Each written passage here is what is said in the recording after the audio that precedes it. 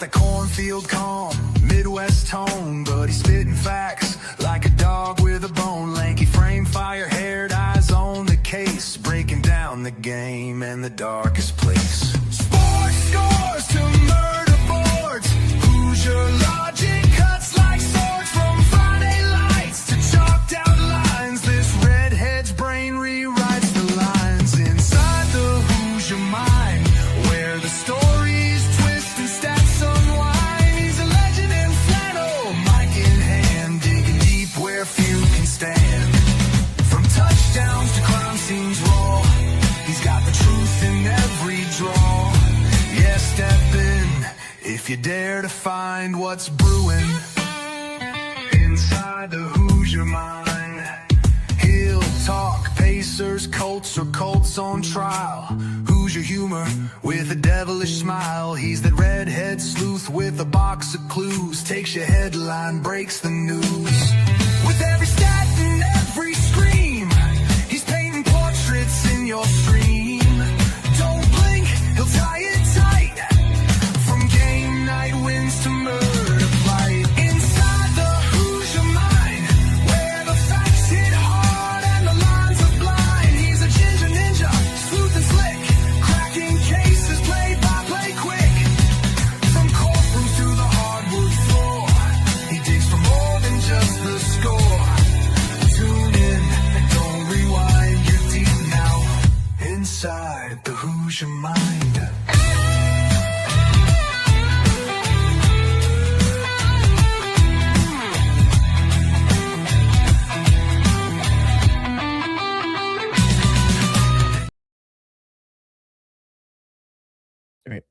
There we go. All right. Welcome in, everyone, to Inside the Hoosier Mind, brought to you by Military Broadcast Radio, helping give veterans a voice, and Gunfighter Beard Co. If you want to help out a fellow veteran who is also a Marine with all natural products, all made here in the United States out of South Carolina, check out Gunfighter Beard Co. Great beard care products, great stuff to make you smell good, make you look pretty, even if you have a beard like my co-host tonight, Joe. And for anybody who doesn't know, Joe and I have actually done podcasts for a few years now. We started on a show many moons ago called Jawing and Balling, which is making a comeback. We have everything in place except a date. We got to work on the date of when we want to revive the show. We're still working on that. We're like the ugly girl in the teen movie. We are all ready to go. We just don't have a date. As soon as we get that settled, then we're going to do the little primp up and preen and get ready. Oh, exactly. We got everything. We got the dress bought. We got the makeup. We have the car rented. We just got to figure out the time of when we're going to get the car there and when we're going to show up. But excited to have Joe on because it's been many years since we've had Joe on to talk with him because, you know, for it being the off season in football, Joe, there's so much drama. And I feel like it happens every single year about this time. It's like as soon as it starts to get real quiet and it gets real slow, football's like, you know what? You need to talk about us. We're being missed right now. This is also what they wanted. Like Goodell was very clear and the NCAA was very clear that they want to be a 365-day sport. And they've really accomplished that thanks to people like you and really themselves. Right. It's kind of one of those. I don't know how many you've ever watched. It kind of reminds me of those telenovelas. Like, you know, you're in the middle of like a big scene, and it's like, oh, okay, nothing's really happened, and it's like, oh, Dios míos, and then boom, there's dramatic music and something completely changed. That's kind of what football reminds me of at this point. And then shirtless firemen and pregnant grandmothers show up, and it's all hell breaks loose. Exactly. And speaking of, to kind of lead us into the topics for today, the biggest one being, if you follow college football, you've probably heard about this. If you haven't, the biggest news story that has broke over the last 24 to 48 hours is Brendan Sorsby getting an injunction to be allowed to be able to play football this coming season in 2026 for the Texas Tech Red Raiders. All the backlash that has come about that just within the first 24 to 48 hours. And we also have a bit of NFL news with Da Bears potentially wanting to make a move here to the Hoosier State, with that looking more and more increasingly likely. But there is kind of a problem with all of this, Joe. About the time that we talk about this and we think it's going to happen, all of it's going to change. So we'll have to truly wait and see. But But let's dive into the first part with Brendan Sorsby and that whole entire mess of him getting the injunction, getting approved to play college football. I just want your thoughts to start with, though, as far as should this have even been allowed? Because this is obviously causing a lot of ramifications and potentially changing all of college sports moving forward. So this story was inevitable. That is the biggest problem that nobody is talking about. They're talking about it in like little snippets, but this was always going to be a chance of what happened. And really, when I heard this story, because I'm not into the college game like you are, obviously Ohio State I am. Outside of that, I couldn't care less. But this all goes back, and there's a very distinct memory I have. It was Oklahoma State wide receiver Justin Blackman, who sold his jersey for $1,500 to get money. And the NCAA came to him and said, you are no longer allowed to play the rest of the season. He was drafted in the first round. He was ostracized and all this. Everybody's like, no. These kids get an education. And everybody kind of knew, like, it's his jersey. He can kind of do with it what he wants. And that was not the start of, but that was one of the first big stories I can remember where people started talking about, like, if somebody wants to pay you to show up to a car wash, to shake hands, shouldn't you be allowed to do that? And ideally, the NIL, the name, image, and likeness, is what that should be. Tony owns a company. Joe's a famous college football player. Hey, bud, come sign autographs for 2 hours. I'm going to give you $1,000. Sign as many as you can. At the end of it, have a great day. Hey, sign 100 photos for me. I'm going to auction them off. I'll give you a cut of it. That's it. And then NIL leads to access to more money and more desire to make money. And it hasn't become that at all. And you might be thinking, well, NIL doesn't really have to do with this because it's gambling. You need money to gamble. If you sign $40,000 contract to, when name, image, and likeness when he was a freshman for Indiana when he wasn't even playing, then maybe that's the money he turns around. I saw a report that Sorsby spent $90,000 gambling over 4 years, making 40 bets on teams that he was on to win and lose. Tony, I'm a huge sports fan, and our good friend Amon, he is covering cricket all around the world. I don't care if it's cricket in India. I don't care if it's soccer in Brazil. I don't care if it's badminton in China. The cardinal sin of any sport is you don't gamble. Mm-hmm. It is implied. It is the law. And this kid, he's not the only one. He's not. And the fact that the NCAA thought they had power and really has no power, because when they came up with all this, they were just like, yeah, this is going to work out great. And it has worked out terribly. And Sorsby he's going to miss the first 2 games. Like you said, this news might change in the next 12 hours. Another judge might come in and override that, and it might go to – we don't know as of right now. But when you are talking about other conferences' athletic directors saying that not only are they not going to allow – football teams to play Texas Tech, but not allow any sports to play Texas Tech, this is a huge deal. And I just have one question for you. Who's in charge? So that's the other interesting thing about this. And from what I heard this morning, Brady Quinn was talking about this on a radio show, and he's usually pretty in tune and pretty in depth with a lot of this. So the injunction came through, and I actually have the injunction that we can read here in a few minutes. So the injunction came through. The NCAA is going to appeal it. And what's really funny to go along with this is, since you're an Ohio State guy, and I know there's a few people, especially for a state more north of me, that is not a fan of Urban Meyer. He brought up the point that the NCAA is toothless, but not only that, it's not just that they're toothless, it's that they are stuck in the legality battles. They're stuck in the courtroom, and that's where they don't have any power. And truthfully, that's not the NCAA's fault. It's going to be one of the few times I would say you almost kind of have to go to the defense of the NCAA, because they did everything on their end that they can do. But with the different states, with the different, legislatures, different statutes and limitations and whatnot, there's that one judge in Texas that decided, no, this is actually what I want to go with. According to Brady Quinn, it is expected that the NCAA is going to appeal this, and they're going to appeal this rather quickly. I think the key thing we need to highlight is that this is just the beginning in June.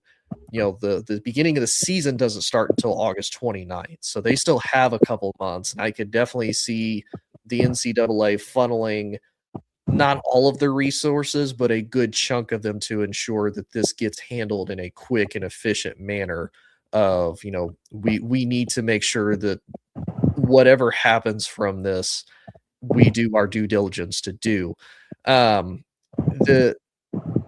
I think really the thing that is the pain is that there is a judge, and come to find out, he apparently was retired. And if I remember right, his law office is like 300 miles away from Lubbock, where this is even taking place at, which is also crazy, by the way, that we're going that far. But it also,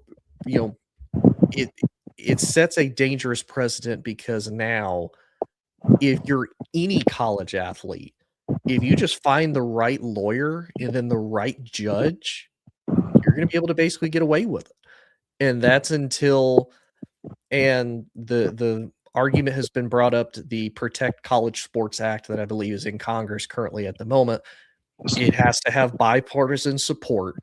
But then you kind of get in those weird crossroads of, now the NCAA has power back, but then what happens to the College Sports Commission, the CSC, which is formed to help deal with, as far as it's labeled right now, they primarily deal with all the name, image, and likeness money, all the revenue, and all the cash flow for that.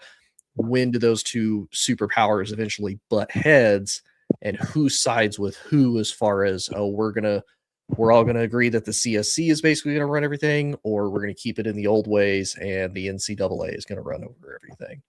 Well, and the biggest problem is that for my entire life, my 44 years on this planet Earth, the NCAA has always told us at every issue, we are an education institute and athletics is second. And not only is athletics second, while you are performing your athletic feats, you are not allowed to make money off of that. You are not allowed to sign endorsement deals. You're not allowed to, all the things we talked about, you're not allowed to do that. So my whole life, they've told us that this is not possible, it's not feasible, and it goes against the sport of college athletics.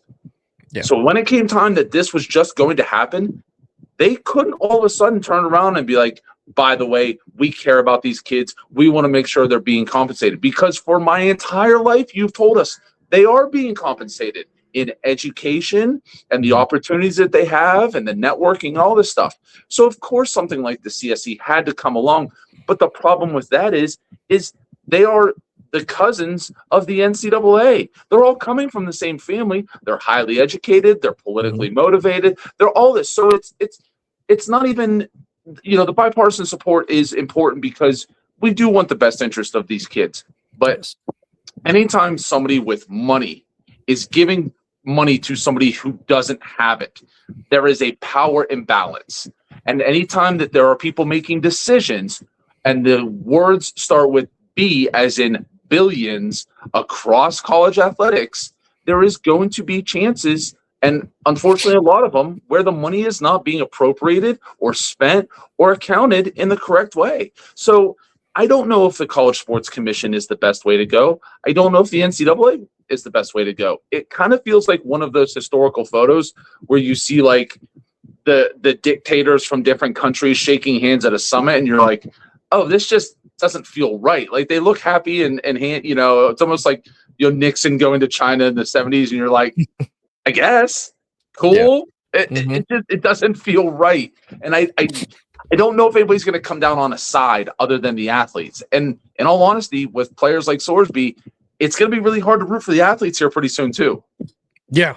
Well, and I think the other thing too that you brought up is that for a long time these players were compensated, and now they have a chance to really capitalize on that. Like you mentioned with Justin Blackman at Oklahoma State, even out of Ohio State, you look at Terrell Pryor, he got busted because he was basically selling championship rings for tattoos, and they ended up coming down hard on him.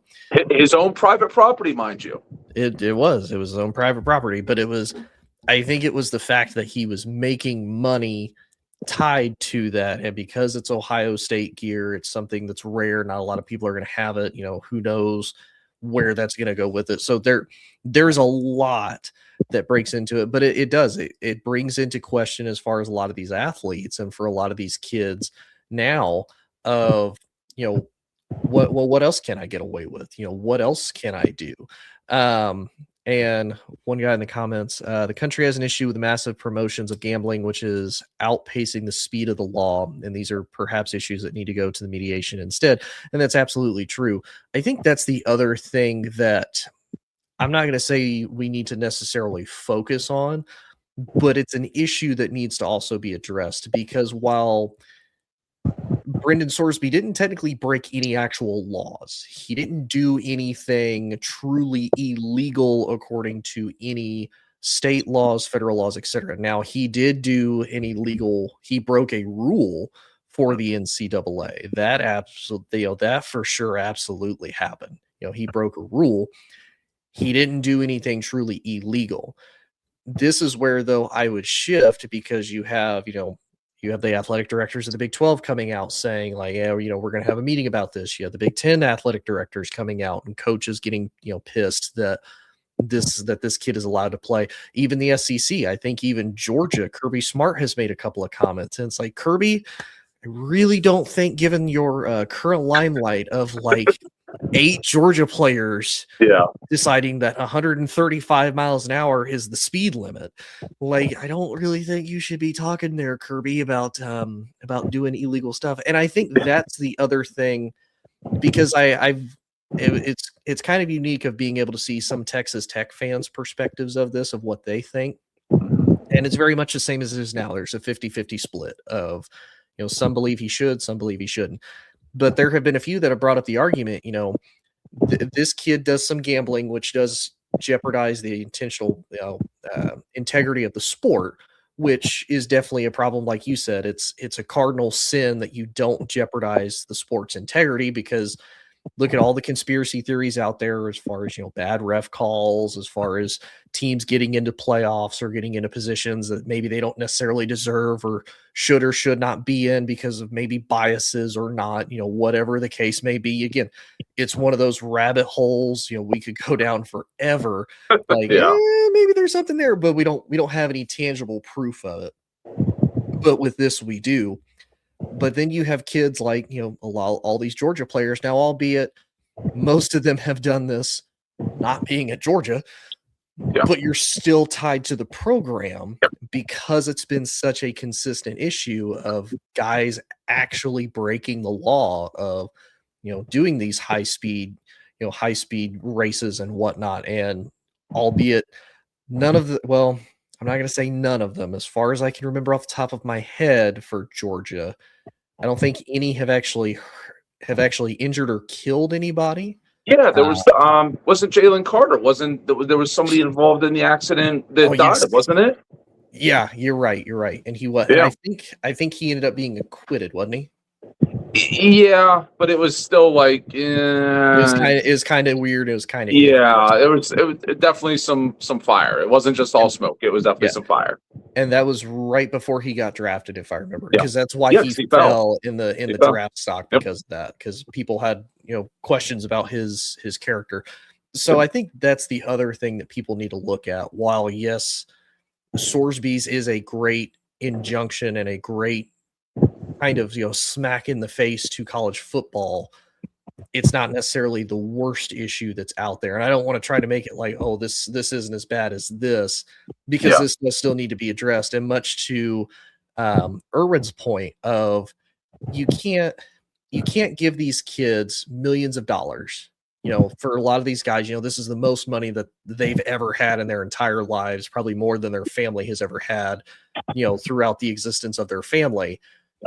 Give them all of these keys to these multiple kingdoms, all of this freedom to do all of this, and then tell them, hey, you can still gamble, but you can only do it on like 3 sports. You can't do it on football. You can't do it on basketball, baseball, anything that we as the NCAA potentially host, you can't do it on.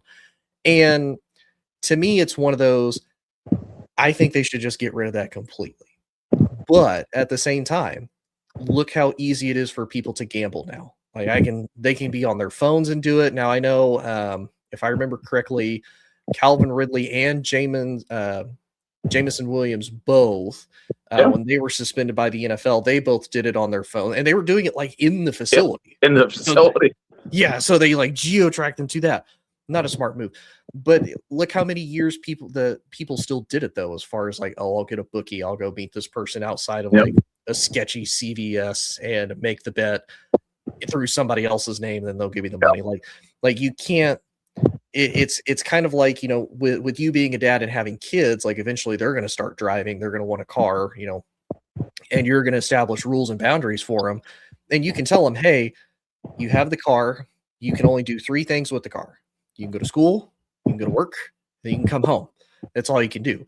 Your kids are going to be like, yeah, well, if I take maybe a little bit longer of a detour to like go get food and come there, nothing that's going to be the end of the world, nothing that's, you know, the end of anything, but still it's like, no, that's not exactly the rules that I laid out and established for you. Like, this is what I wanted you to do, kind of thing. That's kind of what it reminds me of.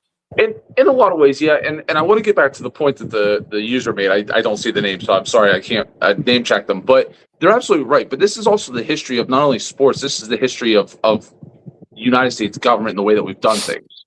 It was with prohibition. We're going to ban all alcohol. And it's like, okay, if you want to go back further, Lincoln freeing the slaves, all of a sudden it's like, hey, you're free. And it's like, great, what do we do? It's like, I don't know. It's like, well, then you're not really free because you can't go anywhere. You don't have any money and you don't have any job skills. What do you want? Let's bring it even into more modern. The argument over minimum wage is everybody says, well, you can't just jump up to $15 an hour. You can't jump up to $18 an hour. You're right. There has to be a tiered system.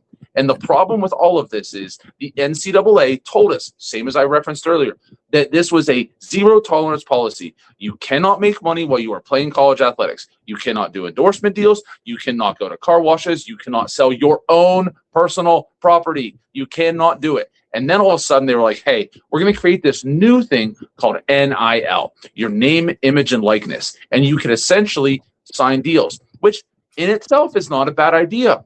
Tony owns a podcast company. He wants to, you know, the next freshman at Indiana University. He says, listen, I'm going to give you $500 a semester. Come on my podcast. You can talk. We'll do all kinds of stuff. Great deal. But now it has become more than that. When Ohio State won the national championship a few years ago, they were the most expensive roster in college football history. I think they said they spent $12 million to retain players. That is not name, image, and likeness. We need to separate these two. NIL is not the same thing as the schools paying these kids to play. That is not the same.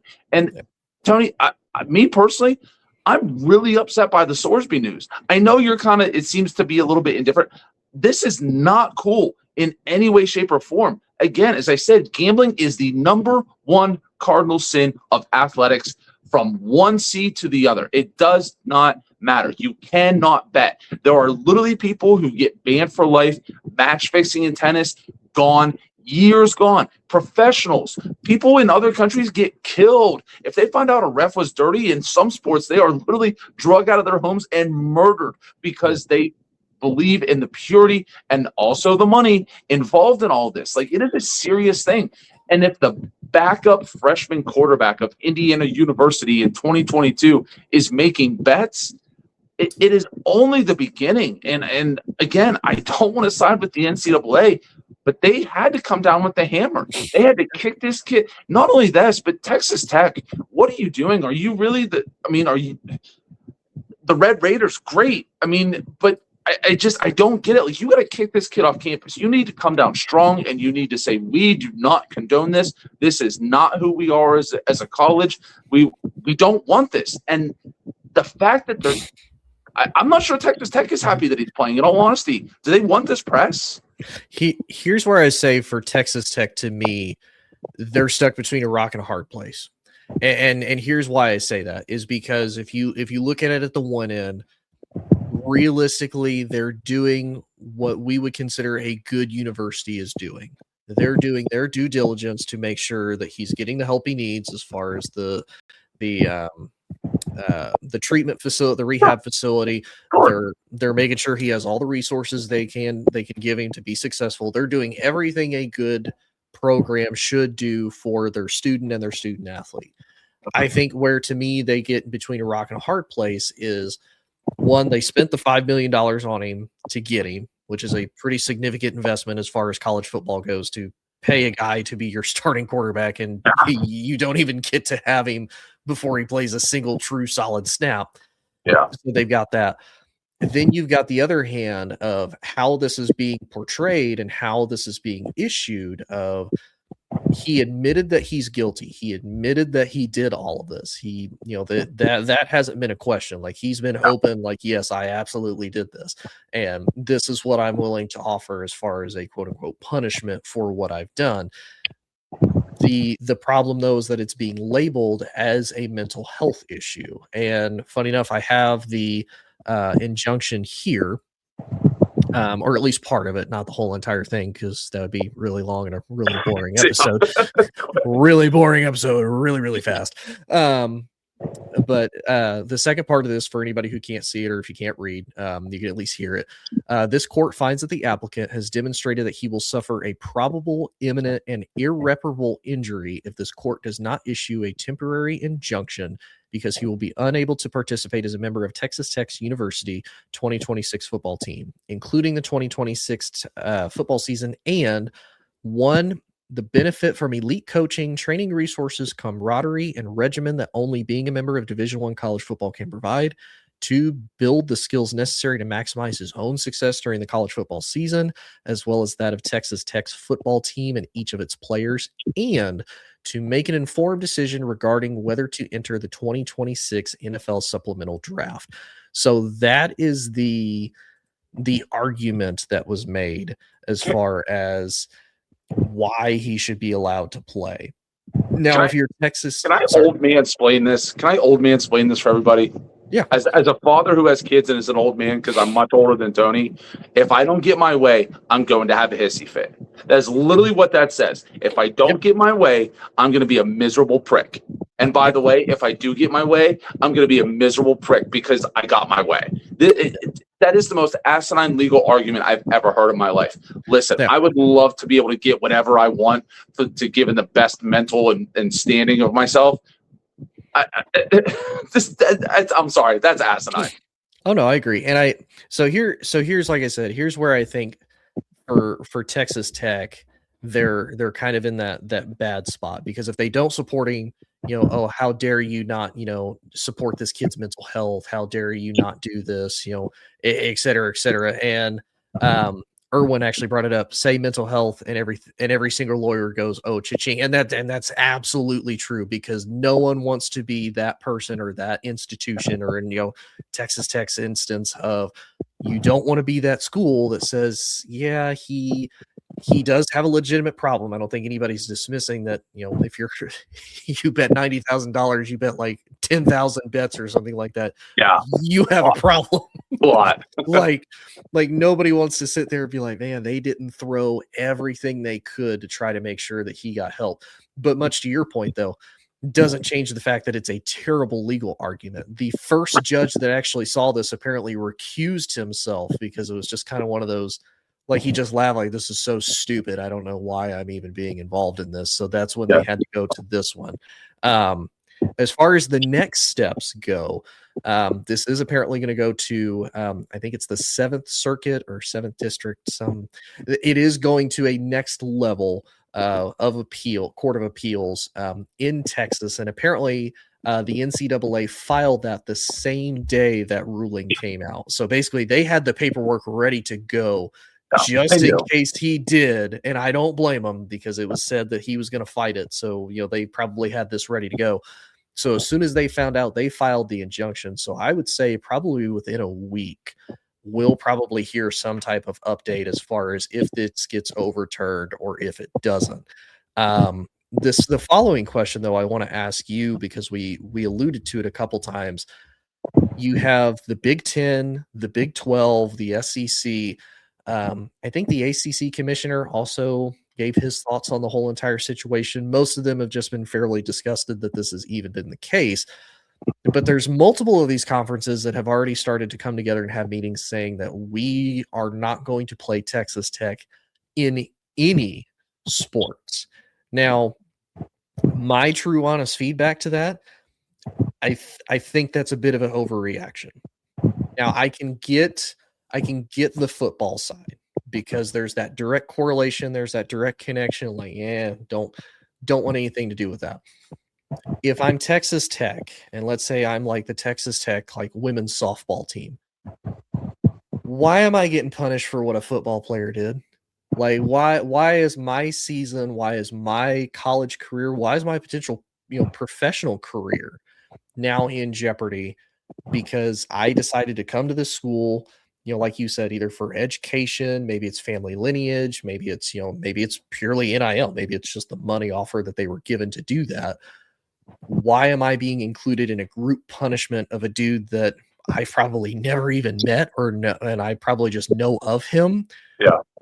Why is now my sport being potentially in jeopardy because of what one other dude on a totally different team did? The only thing we have in common is the fact that we go to the same school and we're considered Texas Tech Red Raiders. It's the only thing we have in common.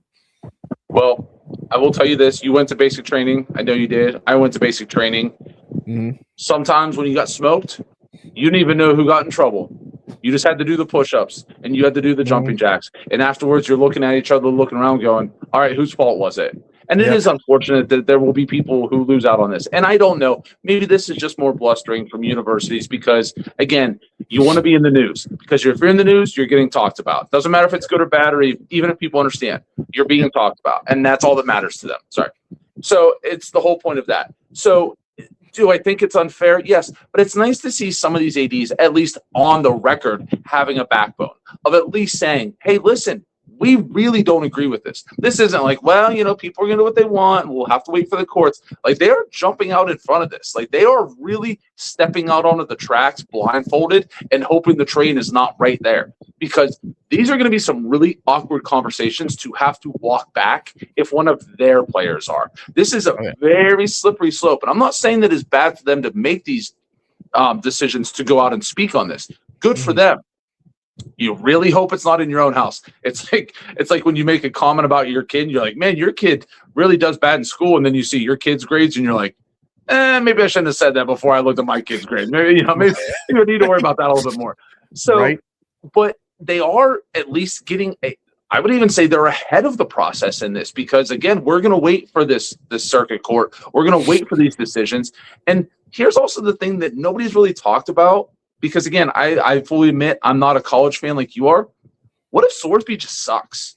What if he's just not good? How many guys have we seen that transfer, that get this NIL? Who's the kid that's like the Patrick Mahomes Jr.? He's like in his third college in 3 years. Oh, Dylan Raiola.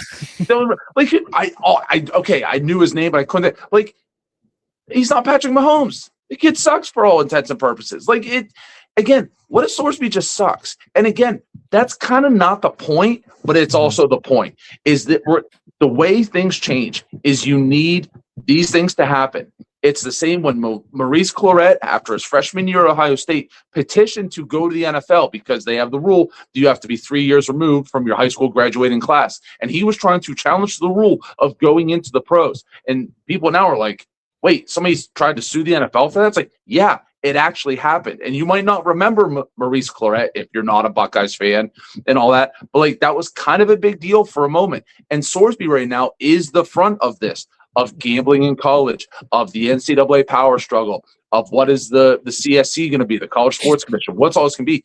And in 5 years, nobody might remember his name, but it's also going to be kind of important where we're at. But these ADs and these commissioners of the conferences and stuff, it's a huge thing for them to go on record, because we know coaches and ADs also love to go off the record. An unnamed source out of the Big 12 has said that, like, nobody cares about that. Yeah. But if you're getting names, if you're going on the record, they think this is a big deal. Whatever we think about it, they think it's a big deal. Yeah. And here's the other thing, too, that I almost want to pitch. And I feel like this could kind of be Texas Tech's like biggest opening that they could do, that kind of makes everybody but one person happy, but he still really can't complain. They don't technically have to start Sorsby. Mm-hmm. It has to be on the roster. They can keep him on the team. He can be on the roster.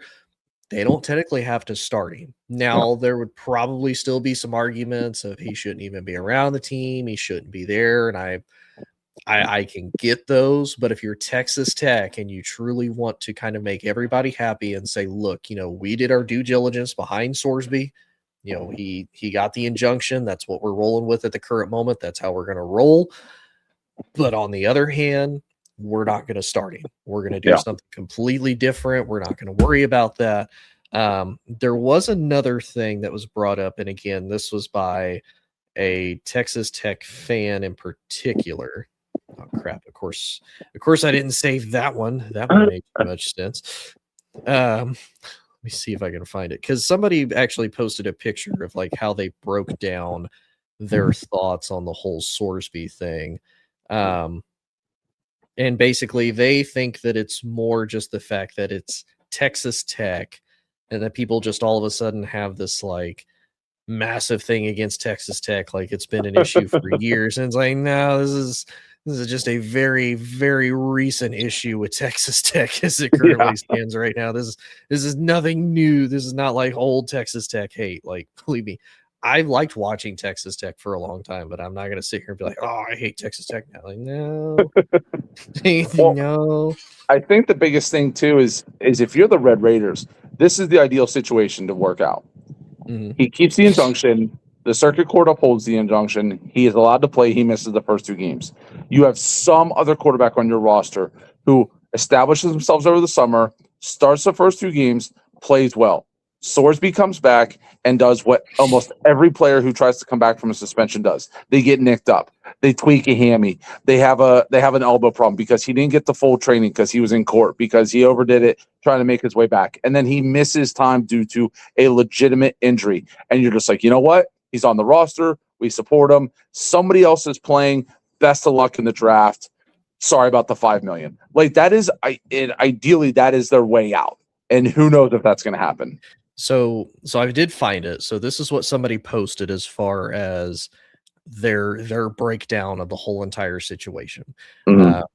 So I'm going to read this verbatim. It says, I'm going to go ahead and need these anonymous coaches and sources to tell me exactly what Texas Tech did wrong. Indiana did not have any oversight to their team and allowed a player who's actively gambling on their team to continue playing.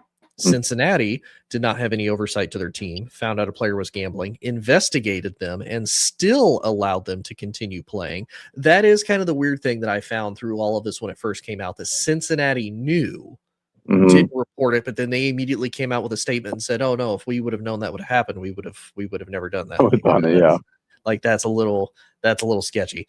The NCAA deemed Brendan Sorsby was ineligible, and then Jeffrey Kessler sought out Sorsby to be his representation. So that's the lawyer from his case. A local 2-time Texas Tech University graduate himself recused himself from the case. And then supposedly a completely impartial UTA and University of Houston grad from Fort Worth presided over the case and deemed Sorsby's case worthy of an injunction. Now, on the Texas Tech side, they deemed Sorsby was ineligible when the gambling news came to light, was 100% compliant in providing the NCAA with all the requested information, helped Sorsby find addiction treatment, and publicly supported their student athlete. Texas Tech didn't break a single rule in this entire situation, didn't cheat, didn't cover anything up, and didn't try to fix the process to work out in their favor. We were completely compliant and allowed the process to play out. It's an absolute sham that social media is condemning Texas Tech for doing what 100% of universities would do in this situation. And to an extent, I don't necessarily disagree, because you do have to think about it. And I say this more because of kind of like the whole Georgia thing, right? Like, unless the NCAA truly steps in and says, hey, we have a problem with this guy being on, he sped, he broke the law, whatever the case may be, we have a problem with him being on your roster. Unless it was something like that, I would argue any other of these big Power 4 teams are probably also going to throw everything they have to be able to do that. I guarantee if Alabama was in this situation, Alabama's throwing the entire book at everything to make it happen. Even as a little bit of bias, I would argue LSU is probably going to do it. Ohio State's probably going to do it. We know Michigan will admit they're doing it, but then they just won't get in trouble for it. Yeah. Oh no, coach can't come back for 2 years. Whatever will we do? I think, in all honesty, with all that information being out there, everything you said is true. I think, unfortunately, it's the guy who buys stolen property. You didn't know it was stolen. You got a good deal on it. You thought it was going to put it was going to be the final piece of your living room to set everything together. And the cops come knocking on your door and say, "Hey, we have proof that this is stolen. We have to take it." And you're like, "But I paid $2,000 for it." And you're like, "Hey, man, sorry, those are the laws." And it's the second. I'll bring it back to parenting again. You got 2 kids. Yeah, a lot of times you don't punish the first one who throws the punch. You see the second one who throws the punch. Yeah. Sorry, Texas Tech. You are the last ones, so you are the ones who are going to get all the attention, mostly bad. And again, everything you read is true.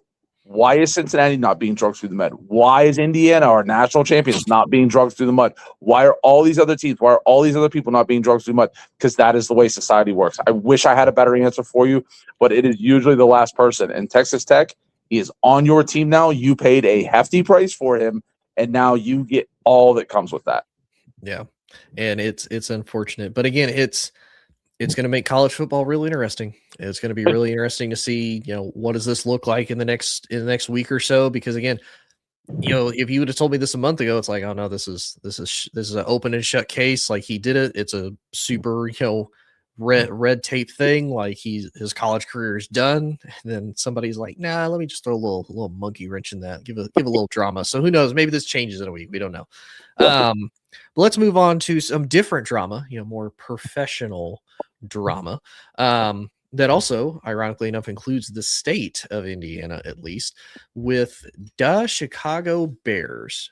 The reality of them becoming the Hammond Bears is becoming more and more of a possibility as each day passes on.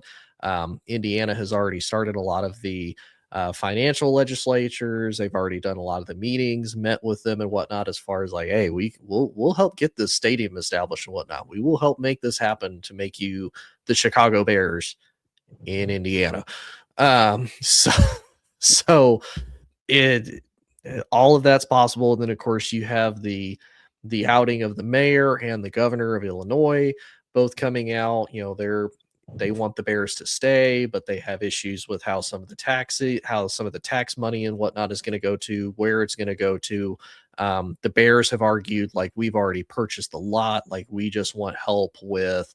I think the biggest thing that the Bears have wanted help with and have asked is that I think they're going to tax the Bears like $53 million a year, just in like property taxes. And the Bears are like, look, either give us a break, like help build up something around it. And to an extent, like, I get it. And as someone, in a city where they paid billions of dollars for a stadium here, and every single place does it, like, it's hardly anybody's like Jerry Jones, where he basically took a $5 billion check and was like, I'm going to pay this out of pocket. Don't need you. This is what I'm doing because it's Jerry's world. And this is what I'm going to say is happening. The Bears don't have that luxury as far as having $1 billion owner like that. Yeah. I do kind of get them saying, look, it's a mutually beneficial thing. Like, if we get a new stadium, if we do this, then Chicago can potentially be a hub for a Super Bowl, which is something that they have wanted to host for so many years. But because it's Chicago and it's in the Midwest and it's blistering cold, the likelihood of that is hardly ever going to happen. It could host a college football playoff game. It could host a college football championship. It could host a multitude of things if they do get the Bears a new stadium as a whole. But obviously there's so many issues behind this. What's your thoughts, though? Because you do follow the NFL a little bit more than you follow college, even though you are a Patriots fan. I do.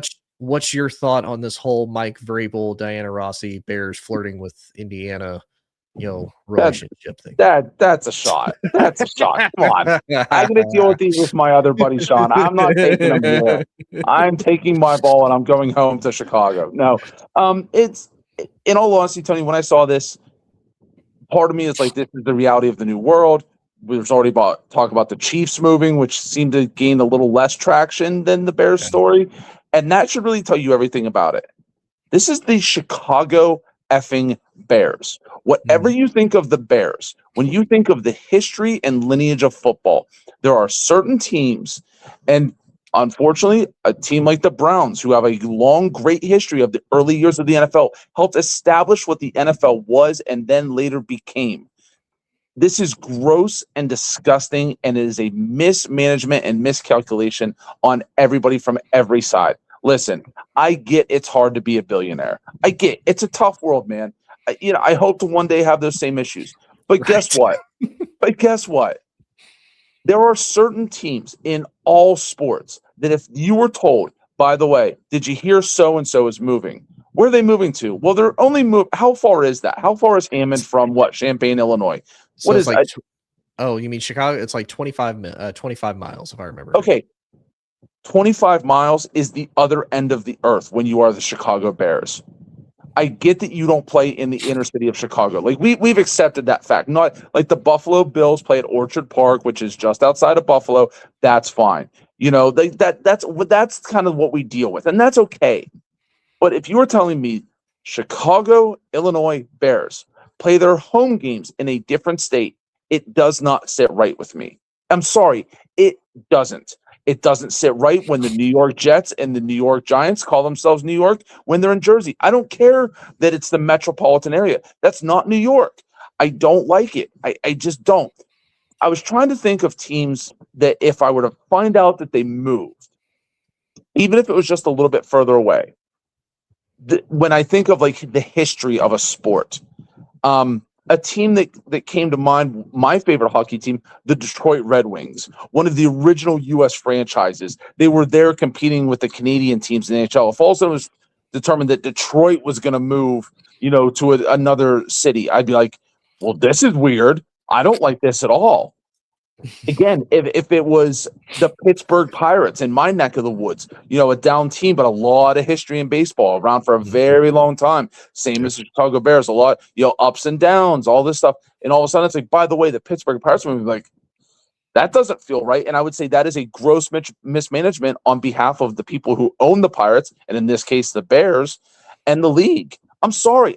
I get that it's about money. I get Goodell's job is to make the owners and the league as much money as humanly possible. That's fine. That's his job. I'm not going to bemoan the guy overdoing his job. But in no way, shape, or form, listen, I'm going to make this argument, and you can tell me about it. There is no more singular, identifiable team through two words than the Bears. Thanks to Robert Smigel and SNL. The Bears. It is a joke. It is a joke, but everybody knows who you're talking about. No, when you say the Bears, nobody has to say, are you talking about the California University Bears? Are you talking about? No, it is the Chicago Bears. It is the Bears. And when you have that brand recognition, there is no price on it. None at all. And the fact that they are, I can't even say flirting at this point, they've set a date. They are closer to moving to Indiana than we are closer to doing an episode of Jawing and Balling. That is how serious this is. Like, I don't know what is going on here. So here's the other part that I learned actually yesterday morning as I was on my way to work. So apparently the NFL doesn't have to step in because there is a rule within the NFL guidelines, or whatever you want to call them, that as long as a team does not move farther than 75 miles from their, original stadium, like where they're at, like for Dub Air, Soldier Field, as long as they don't move farther than 75 miles out from that, they don't have to get approval from like all the other NFL owners as far as having to move and hop relocation and stuff. Yeah. So they don't have to do any of that. And then plus two, it's kind of like what you alluded to with like going to prom. It's like, hey, do you go with the person? Do you go with like your best friend that you've known forever and ever? You guys kind of have like, everybody jokes, it's like the marriage pact or like the end of the world pact of like, yeah, if I'm 35 and you're 35, we're both still single. Like, yeah, let's just get married because, we're the only people that are going to be able to tolerate each other. And then this new girl shows up and she's like, hey, you don't have to hardly do anything. You can buy me a McDonald's, double cheeseburger. I'll go out on a date with you. And that's Indiana. Indiana's like, no. You come here. We'll hook you up. Don't worry about it. So that's kind of what it reminds me of. But it really sucks, and it's weird because you would think for a state like Illinois and a city like Chicago, where you have literally every single major sport represented there. You have 2 Major League Baseball teams. You have an NFL franchise. There was talks they even wanted a potential second NFL franchise. Yeah. Who in the world it would be, I have no idea. But they wanted another one. I'm like, I don't know how you're going to do that. They have an iconic NBA franchise with the Bulls. Now, I know it's been about 30 years since that's been the case. Yeah. But still, an iconic NBA franchise. They even have, albeit it's a bit of a dumpster fire with some of the trades and whatnot that they made, and they kind of lost their quote unquote celebrity player, their WNBA franchise for a while there with Angel Reese. So they have every single thing. And if a city like Chicago, albeit they're not technically losing the Bears, it's hard to sit here and say like, yeah, we're the Bears. We're from the city of Chicago, but we play in Hammond, Indiana. And again, Brady Quinn is the one that brought this up.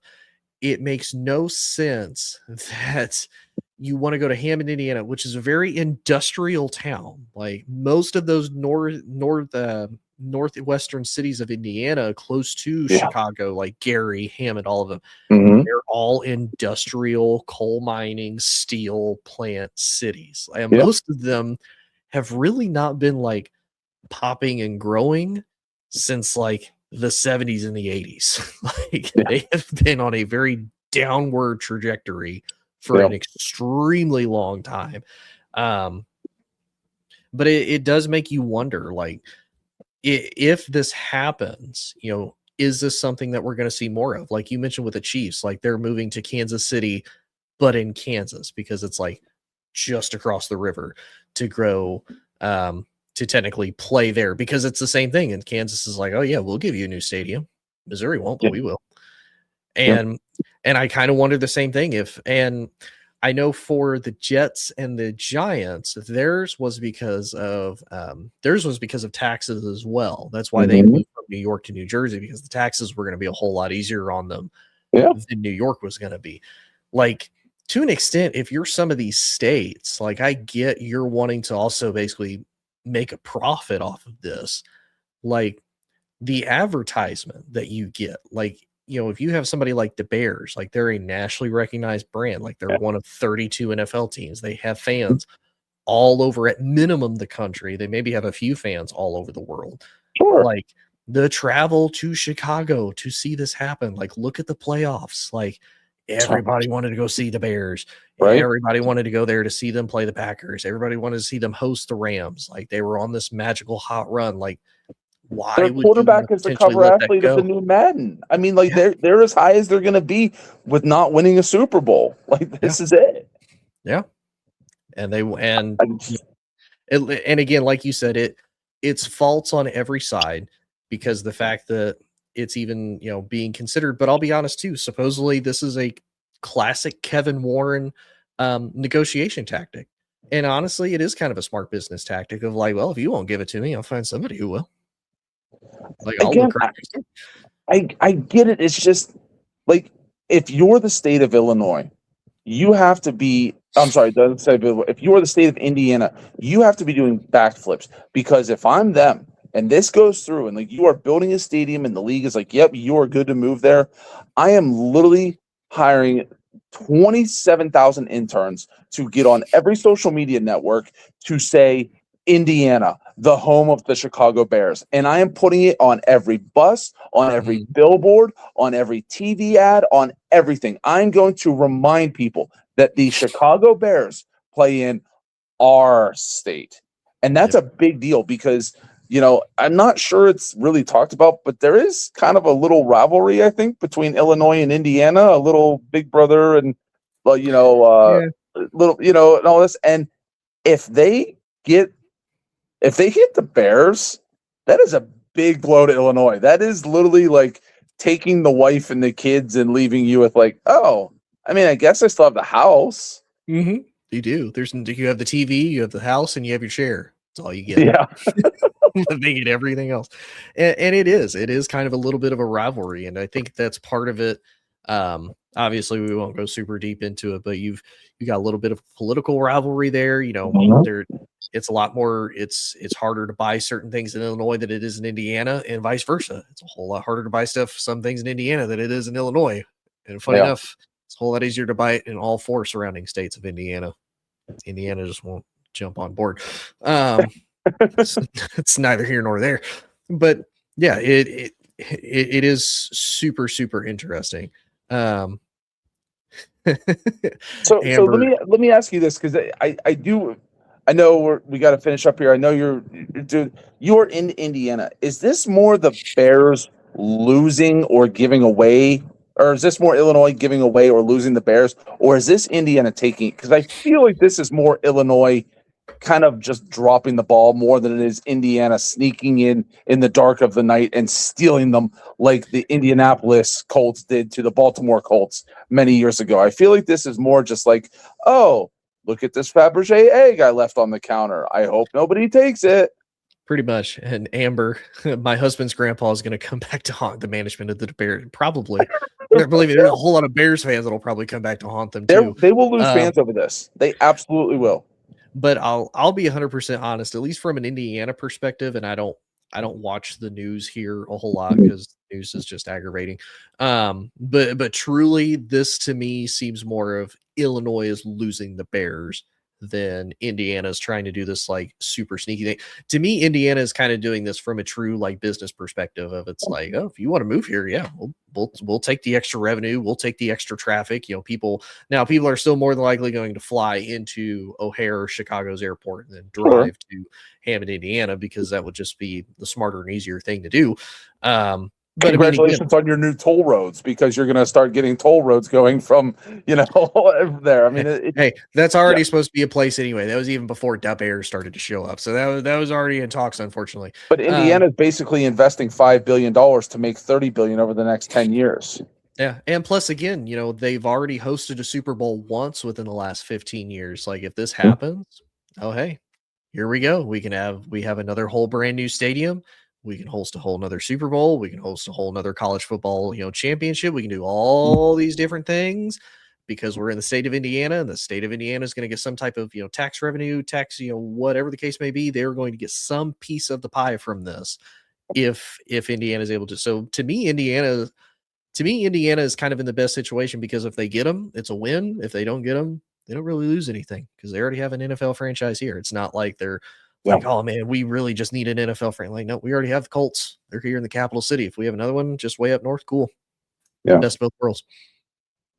It's like Michael Phelps getting another gold medal. It's like, cool. Already got one. Yep. I'll just add it to the collection. I'll just throw it in. Add it to the collection. Cool. Got another one. Right. I'll just throw it in there. But Joe, buddy, I appreciate you being on. It was a blast as always. Appreciate your thoughts and opinions.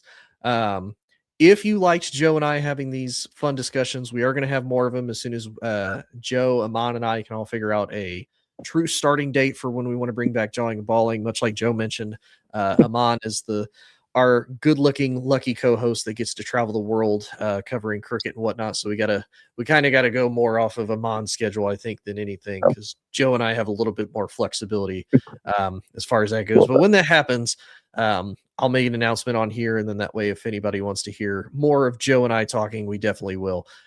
If you like this, please check out Inside the Hoosier Mind anywhere you get social media, YouTube, Facebook, Instagram, TikTok, on pretty much all of it. And if you liked more military broadcast radio hosts and more other veteran podcasters and whatnot, check out mbradio.us. There's a little QR code right underneath Joe. Or if you just Google mbradio.us, that'll give you more information on them. And you can also check out Gunfighter Beard Co. Like I said, he's a Marine veteran out of South Carolina, all natural beard products, really great stuff, makes you smell good, makes you great. And other than that, appreciate everybody tuning in, and we will be back next week.